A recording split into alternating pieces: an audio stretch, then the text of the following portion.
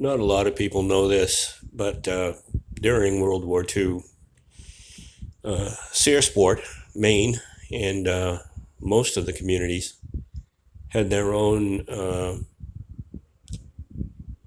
paramilitary group, their own home defense, and they were maintained and trained by the Maine National Guard.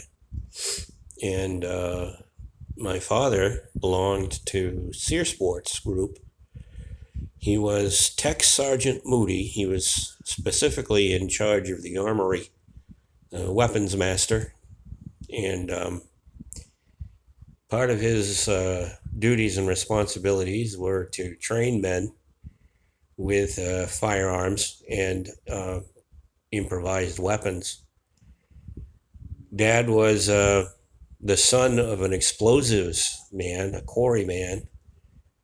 My grandfather Moody worked in the Waldo mines in the Waldo County, the Frankfort quarry, as an explosives man. He drilled into the granite and set charges and detonated them, and they would cut granite that way until at one point my grandfather ended up hitting a pocket of what's that gas called? I forget. But anyway, it radon, and it eventually killed my grandfather, but it crippled him first. But some of his training, some of his expertise came from his own dad, my father, Fred Moody. And he put that to use working for the town of Searsport in the water district. And they would blast granite, and in places where they were making the roads, one particular road Dad mentioned was the Gene Nickerson Road. If you go up Mount Ephraim Road past the Merithu Road, and before you get to the Blueberry Field, there's the road to the left. And he said there was a boulder in the road as the town was trying to make the road wider. He had an opportunity to go and use his expertise, and there was a Volkswagen Beetle-sized block of granite in what they want in the way of making the road wider.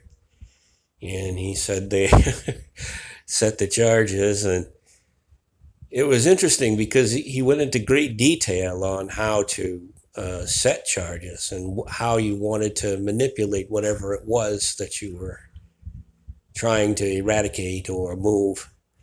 And he said they set this one, dug a hole underneath this massive boulder, and put the dynamite in and tamped around it, and blew the rock out of the road. He said that it flew probably a good 25, 30 feet off the road into the woods.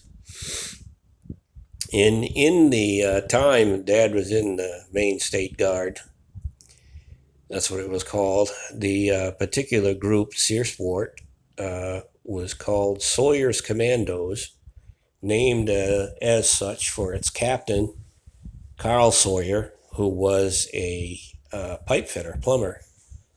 And Carl Sawyer's house is still there. It's right behind, heading down Water Street, is right behind the post office. And as a kid, we used to ride bicycles around that loop of a driveway that he had. Me and Gary Collins and Donald Tripp, Dale Pendleton, neighborhood kids.